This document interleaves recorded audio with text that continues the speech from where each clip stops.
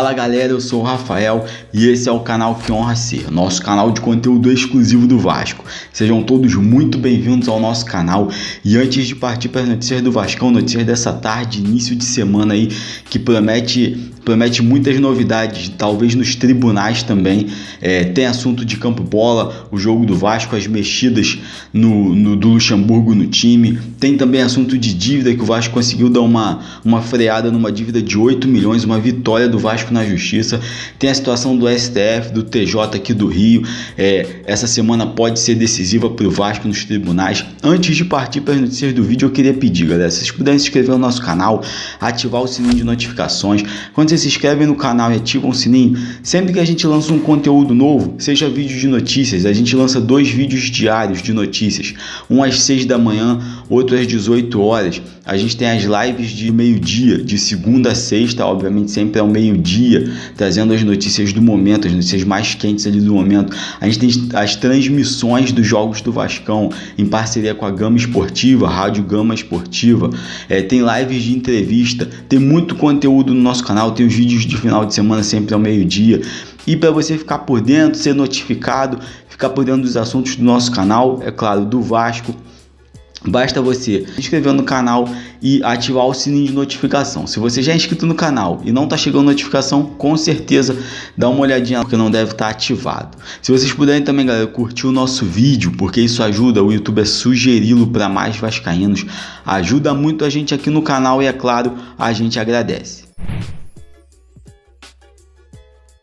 Partindo logo para o primeiro assunto do vídeo, o Tribunal Regional aqui do Rio, o da primeira região, TRT1, concedeu ao Vasco uma liminar que suspende a obrigatoriedade do pagamento de 8 milhões que o Vasco teria que fazer por conta do ato trabalhista. O que acontece? O Vasco está sem pagar o ato trabalhista desde abril, ficou sem pagar, né? Abril, maio, junho e julho.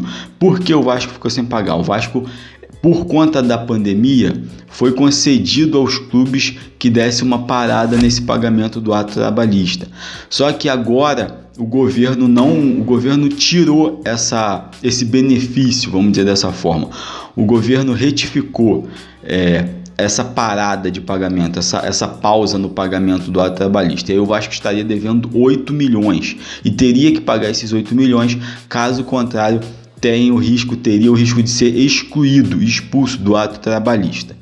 E aí o Vasco destina 2 milhões mensais para esses pagamentos de dívidas trabalhistas mesmo que o Vasco tem.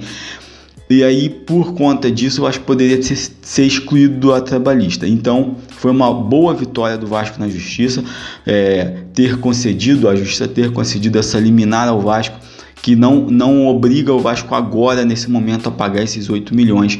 Vamos ver mais para frente como vai acontecer, como o Vasco vai fazer para pagar. Outros clubes também estão na mesma situação e aí a gente vai ver como que vai se desenhar mais para frente. Por conta da pandemia, os clubes ficaram desobrigados a pagar aqueles meses ali, os principais meses, os primeiros meses da pandemia, abril, maio, junho e julho. Então, nesse momento, o Vasco não corre risco de ser excluído do ato trabalhista, conseguiu uma boa vitória na Justiça, principalmente para um clube endividado como o Vasco. Essa não obrigatoriedade de pagar 8 milhões assim, dá um alívio nas contas. O Vasco vai continuar, como eu falei, vai continuar pagando os 2 milhões mensais, os quais ele já paga para o ato trabalhista, e vamos esperar para ver o que vai acontecer mais para frente. Deixa a sua opinião aí sobre esse alento, né? Essa tranquilidade que o Vasco pode ter, não sendo expulso do ato trabalhista, não tendo que pagar esses 8 milhões imediatamente, tendo concedido a Justiça, tendo concedido essa liminar ao Vasco. Deixa a sua opinião aí, galera. Um pouquinho do jogo de quarta-feira, jogo importantíssimo, vida ou morte para o Vasco. Luxemburgo está mexendo um pouco no time, muito provavelmente o Léo Gil deve sair, o Juninho deve entrar na vaga dele. O Juninho tem se destacado nos jogos, começou não muito bem, até fora de posição. O Juninho não é camisa 10 e nem é ponta, ele estava jogando nessas posições, não estava indo tão bem. Quando ele voltou e começou a jogar realmente de segundo volante, ele começou a se dar bem, onde é realmente a posição dele. Muito provavelmente o Luxemburgo deve escalar o Juninho na vaga do Léo Gil, então Bruno Gomes, Juninho e Benítez.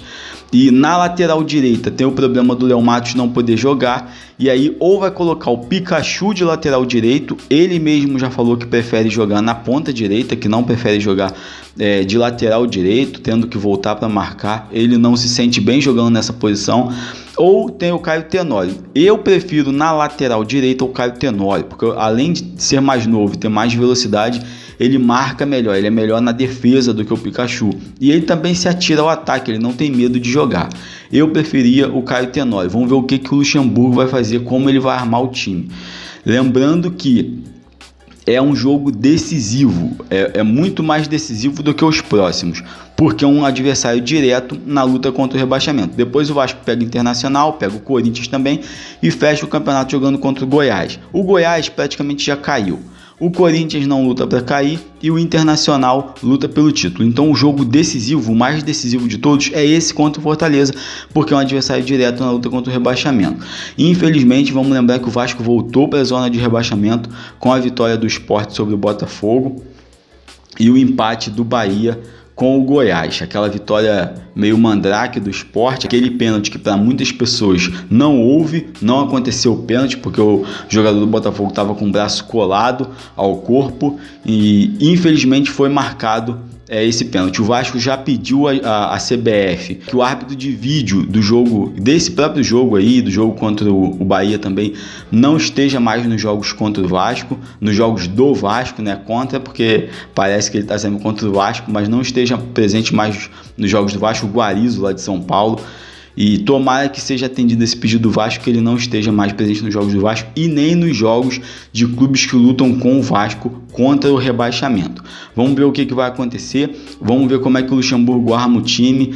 O Luxemburgo está encarando esse jogo como final de Copa, está encarando esse jogo como decisão e realmente dos quatro, é o jogo mais importante e a gente espera que o Vasco consiga a vitória, mesmo que seja lá em Fortaleza, não faz diferença, não tem torcida, que o Vasco jogue mesmo como time grande e consiga obter a vitória. Tem essas dúvidas na lateral direita, tem a dúvida no meio campo, vamos ver como o Luxemburgo vai armar o time no treino de hoje, no treino de amanhã e para o jogo de quarta-feira. Vamos aguardar e a gente espera que o Vasco volte de lá com a vitória. Outra notícia do vídeo é sobre a justiça. Essa semana, começa agora, segunda-feira, essa semana pode ser muito decisiva para o Vasco na justiça. Duas ações, uma no TJRJ, o TJ, o Tribunal de Justiça aqui do Rio, é aquela ação dos 12 sócios, querendo que seja anulada a eleição do dia 14 de novembro, eleição que pela justiça até esse momento está validada, então pela justiça até esse momento o Jorge Salgado é o presidente do Vasco, eleito. Vamos ver o que vai acontecer para frente e deve ter novidades essa semana. Deve ser julgada até o final dessa semana, muito provavelmente até o final dessa semana, mas aí pode ser em qualquer dia, pode ser hoje, até o final da tarde, pode ser terça, quarta, né? Pode ser, mas provavelmente deve ser essa semana, deve ter uma decisão e vamos aguardar para ver qual decisão vai ser tomada.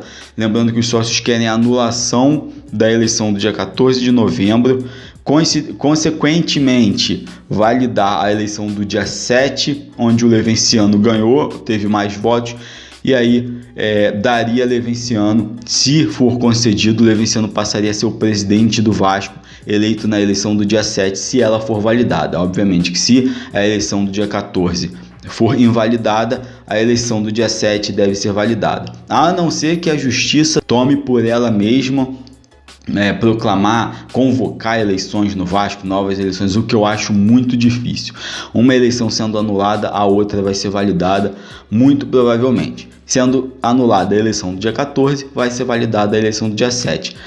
Lembrando que antes daquela decisão do dia 17 de dezembro, a eleição do dia 7 era a que valia. O Levenciano não chegou a assumir, porque não foi dado, não tomou posse, não estava na época, nos dias de tomar posse, né? A posse foi em janeiro, mas depois do dia 17 passou a valer para a justiça a eleição do dia 14 de novembro. Vamos esperar para ver o que vai acontecer nessa semana decisiva aqui no TJ, Tribunal de Justiça do Rio. E também é uma semana também que pode ser decisiva no Supremo Tribunal Federal, no STF. O ministro Dias Toffoli vai julgar a ação do Solidariedade, que pede a anulação da eleição do dia 14, obviamente a validade da eleição do dia 7 com o Levenciano presidente eleito do Vasco.